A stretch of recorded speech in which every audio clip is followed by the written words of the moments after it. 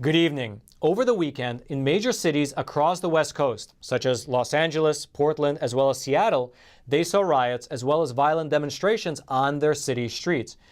Although that's not much different than a regular weekend out there.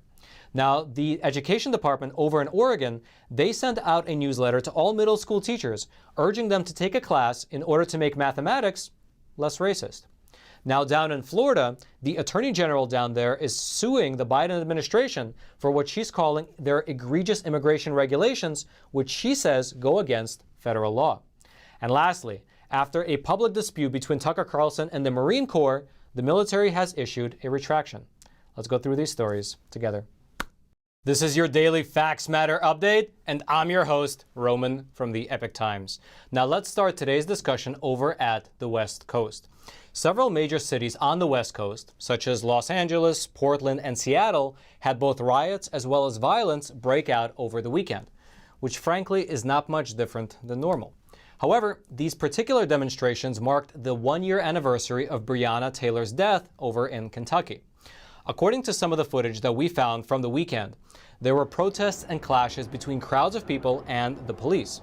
Rioters were throwing rocks at police officers and smashing up store windows in several of the cities. One video in particular shows a demonstrator jumping on a police cruiser as it was driving away.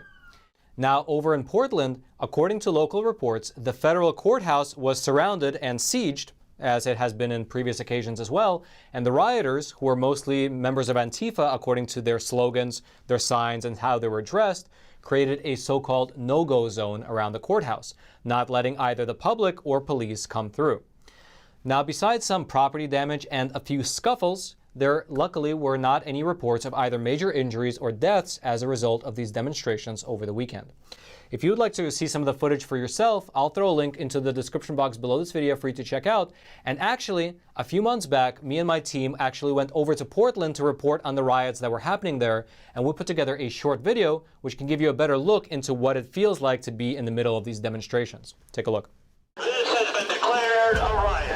We are here in Portland, Oregon, and behind us is a contingent of riot police who have had rocks, Molotov cocktails, and even commercial-grade fireworks fired at them. Stop, press, move, you're gonna get arrested! We heard that everything in Portland was peaceful, so we came here to see what was really happening on the ground, and a lot of this has been totally underreported. And honestly, the protesters here are not hiding their true intentions. Just listen yourself to what they're chanting. Every city, every town! We went in deep and even got interviews with the protesters themselves. I'm not calling for anything, but I mean, the Second Amendment was written for us to rise up against tyrannical government, so. We went to their event and got footage of riot gear like shields and helmets being distributed free of charge to the protesters. We also went downtown and filmed the devastating effects that all this was having on local businesses, which are mostly boarded up now. We're working to bring you an accurate picture. We're reporting things as they truly are, here in Portland as well as across the U.S., so that you can see the truth for yourself. And now let's indeed talk about the military, specifically about the online war that has broken out between Tucker Carlson and the Marine Corps. Now, to give you a bit of context, about a week ago, Tucker Carlson aired a segment where he criticized the Biden administration's handling of military priorities. In that segment, he juxtaposed how while the Chinese Communist Party was addressing the lack of masculinity in Chinese boys, the Biden administration seems to be focusing on accommodating women in the military, such as by tailoring uniforms specifically for women, designating maternity flight suits, and relaxing hairstyle regulations. In that segment, here's what Tucker said. So we've got new hairstyles and maternity flight suits. Pregnant women are going to fight our wars. It's a mockery of the U.S. military. While China's military becomes more masculine as it's assembled the world's largest navy, our military needs to become, as Joe Biden says, more feminine, whatever feminine means anymore since men and women no longer exist. The bottom line is it's out of control, and the Pentagon is going along with this. Now, there are two general ways that these comments were interpreted, at least online. One is that it is a criticism of the administration for distracting the military from its war-fighting mission. The other interpretation is that it's Tucker Carlson opposing women's playing a role in the military altogether. Now, 3 days ago, an official Twitter account with the Marine Corps began to publicly attack Tucker. They posted this picture of a female soldier carrying a male soldier. They tagged Tucker Carlson in that post, and they wrote that the photo showed what it looks like in today's armed forces. They further added that, "Get right before you get left, boomer." And boomer is, of course, a pejorative term, which is pretty unprecedented. It's an official account of the US military attacking a civilian commentator, a private citizen like that. And so, after intense pushback online, that Marine unit, they took back their comment and they said that they messed up. Here's what they wrote. "We are human and we messed up. What was intended as a tweet in support of our female Marines and sisters serving in uniform was clearly not aligned with our standard practices or an appropriate representation of the Marine Corps. We will do better and serve the people. We can do better, and we will collectively take a knee, review our procedures, and get back in the fight. Our focus is to train, fight, and win, and we have a hard time doing that without your support." And by the way, your support, they were referring to the female soldiers. And interestingly, that is the first time I've ever read about someone taking a collective knee outside of the realm of professional sports. So that was quite interesting. Now, we reached out to the Pentagon for comment on this matter, but we have yet to hear back. Now, before we move on over to Oregon and discuss how their education department is fighting racism in the math class, I would like to mention something. On the very same day that Joe Biden was sworn into office, YouTube made the unilateral decision to demonetize our program, to demonetize Facts Matter. We can now no longer run any ads before, during, or after our episodes, and the Super Chat feature has just been disabled. Basically, they made it almost impossible for us to monetize our content. Now, fortunately, we do occasionally have sponsors on our program, usually companies run by patriots who sponsor our episodes, but when YouTube makes a decision like that, they are essentially snuffing out our independent journalism. But if you would like to support the Epoch Times, and if you would like to support independent, honest reporting, I'll throw a link into the description box below this video to a page where you can subscribe to the Epoch Times. It only costs a few dollars every month. However, by subscribing, not only will you be supporting independent journalism that calls into question all these established narratives happening in so many fields around this country, but you will get an uncensored conduit. You will get uncensored access to all of our reporting, all of our deep investigations, our video documentaries, all of our infographics, as well as our opinion content, which in my opinion is some of the best in the industry, and it basically follows the long trend of American public discourse, of unfettered, uncensored American public discourse. Basically, what made this country great. So again, that link will be in the description box below this video. I hope you click on it. I hope you subscribe to the Epoch Times and join us on this journey of exploring truth and tradition through honest reporting. And now let's move on over to Oregon. It was reported about a month ago that the Oregon Education Department, the education department for the entire state of Oregon, was promoting a training program that helps teachers develop an anti-racist math practice. They are trying to make math less racist. Now, specifically, what they did was they sent out an email newsletter which urged all middle school teachers to register for a class that was titled A Pathway to Equitable Math Instruction. Now, in that course, a toolkit is distributed to all the teachers, which states that in order to achieve this equity, what needs to happen is a visualization of the toxic characteristics of white supremacy culture with respect to math. Now, having read that, you might be asking yourself, what exactly are these alleged toxic characteristics of white supremacy culture within the realm of math? Well, according to the toolkit, among many other things, they include a focus on getting the right answer. Again, this is in math. Students being required to show their work, and teachers treating mistakes as problems by equating them with wrongness. Now, the toolkit then goes on to further say, in reference to setting the focus on getting the right answer, that upholding the idea that there are always right and wrong answers perpetuate objectivity as well as fear of open conflict. And as an antidote to this problem, teachers in this course are recommended to have their students come up with at least 2 answers that might solve a problem. That way, students can challenge standardized test questions by justifying answers other than the one that's right by unpacking the assumptions that are made in the problem. Now, furthermore, according to this toolkit, teachers are also expected to learn to distinguish between a mistake and a misunderstanding because white supremacy culture shows up in math classrooms when addressing mistakes. Now, one interesting thing to note here, although the entire story is interesting in my opinion, is that the toolkit actually links to a workbook titled Dismantling Racism as reference material. And in that workbook, there is a section which claims that only white people can be racist in our society, because only white people as a group have that power. Now, what's going on here in Oregon is not an isolated incident.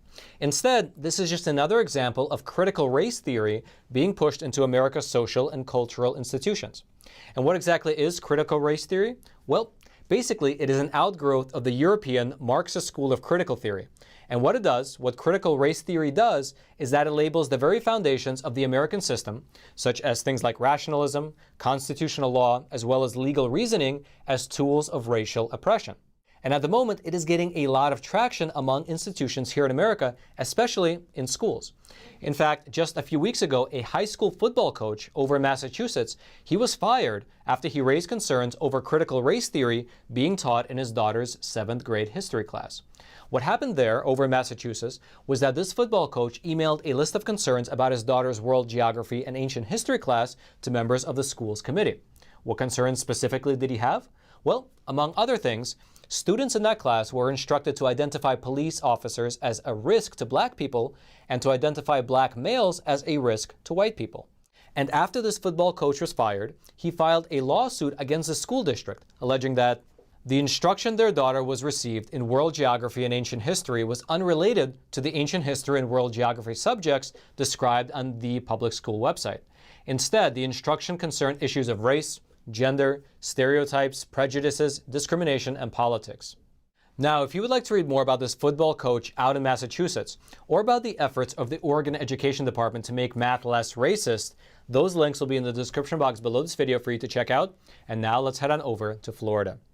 A few days ago, the Attorney General of Florida said that she is taking legal action against the Biden administration because of what she called their egregious immigration regulations, which, by the way, according to her, actually go against federal law. In an interview, here's what she said. I've been speaking for weeks now and alerting Americans to the fact that this administration is thumbing its nose to its responsibilities under federal law. It is required to deport criminal aliens that are here illegally, and it is just saying we're not going to do it anymore. She further then went on to say that the Biden administration canceled a nationwide operation which aimed at bringing illegal aliens that committed sex crimes to justice. Here's what she said. First, they canceled Operation Talon, which targeted sex offenders here in the United States illegally. And now they've released guidance, which is basically releasing into our streets serious criminal offenders. And according to this Attorney General, dangerous criminals are now being released back into Florida, and she says that her team will hold the Biden administration responsible. Here's what she said. They're canceling retainers and requiring our law enforcement leaders to release them back into our state. And this includes heroin traffickers, people that are breaking into homes, use of a firearm with some of these felonies. I mean, it is unbelievable. The folks that our law enforcement leaders are required to release. My frustration has boiled over, and we're going to hold them accountable in federal court. Now, I would like to highlight something. In her statement, she mentioned something called Operation Talon. And for your reference, Operation Talon is a Trump-era program which aimed at deporting sex offenders. And it was part of a broader effort by the Trump administration to fight sex trafficking as well as to combat child sex trafficking. However, this operation is now on an indefinite hiatus. Now, last week, we here at the Epoch Times actually published a commentary article that was written by the former acting director of ICE. And he wrote that the left would never be able to outright abolish ICE. And so rather, what they're aiming to do is to cripple the agency, to cripple ICE through defunding. He wrote that, as I predicted, immigration enforcement has been cut by more than $300 million, mostly in detention funding and transportation costs. Another email went out to the field shutting down National Operation Talon that sought to arrest at-large illegal aliens with sex crime convictions, including child molestation. Now, in that article, he further added that it is a huge shame to pause or shut down this operation because, among other things, thousands of investigative hours go into planning for these operations, from identifying targets to locating them to ensuring appropriate coordination with other law enforcement entities and so on. Now, Florida is not the only state fighting back against these new immigration policies. Both Montana as well as Arizona have also taken legal action to block the Biden administration's regulations, saying that they would cause negative consequences for their states. Now, which regulations are they exactly referring to? Well, these are new rules which would limit the capability of ICE to detain illegal immigrants only when they meet several criteria. They have to either pose a national security threat, they have to have entered the country through the border after November the 1st, or they have to have committed aggravated felonies. If none of these 3 points apply, then the ICE officer on the field would need to request permission from a superior in order to arrest the illegal alien. Here's how the Arizona Attorney General described this new policy. If asked about the poorest policy choice I've ever seen in government, this would be a strong contender. Blindly releasing thousands of people, including convicted criminals and those who may be spreading COVID-19 into our state, is both unconscionable and a violation of federal law. This must be stopped now to avoid a dangerous humanitarian crisis for the immigrants and the people of Arizona. Arizona then went on to file a lawsuit against the Biden administration, and shortly afterwards was joined by Montana. The Attorney General for Montana gave his reasoning for joining the case this way. Meth trafficked into Montana by Mexican drug cartels has racked our state. The problem will only be made worse if the Biden administration continues to allow criminals to stay in the country. Enforcing our immigration laws and helping to keep Americans safe is one of the federal government's most important functions. The Biden administration is failing its basic responsibility to Americans. Now, what's interesting to note here is that Montana is pretty far away from the U.S.-Mexico border, which brings us to the question of the broader overview of what is happening here. So the chief deputy of Pinal County, which is in southern Arizona, he recently said that the crisis at the border began to reemerge around the end of 2020. Because at that time, the cartels expected President Joe Biden to have a hands-off attitude with regard to the border situation. Here's what he said. When Trump took office, we saw that this area out here went completely dead. Nobody was moving. Nobody was smuggling because the cartels knew that Trump was going to put all hands on deck out down here and that they would be intercepted, so it came to a screeching halt. However, he said that since Joe Biden has ordered a halt to the construction of the border wall, it has created more trouble for Pinal County, at least, since it doesn't have physical barriers. And what he says is that criminals are funneling through, reaching the highway, and then transporting the drugs as well as the people throughout the rest of the country. And he encouraged people to remember that this problem is not limited to the southern part of the United States, saying that these people and these drugs are not coming here to Pinal County to stay. This is a transport location. This is a spot they get through to get to their final destination, and they're being sent all over the country, including, as we read in that earlier statement, all the way to Montana. If you would like to read more about what is happening over at the southern border or about these lawsuits being filed against the Biden administration by Florida, Montana, and Arizona, those links will be in the description box below this video for you to check out. Now, if you haven't already, smash that like button for the YouTube algorithm, subscribe to this YouTube channel if you haven't already, so that way you can get honest news content delivered directly into your YouTube feed while you still can.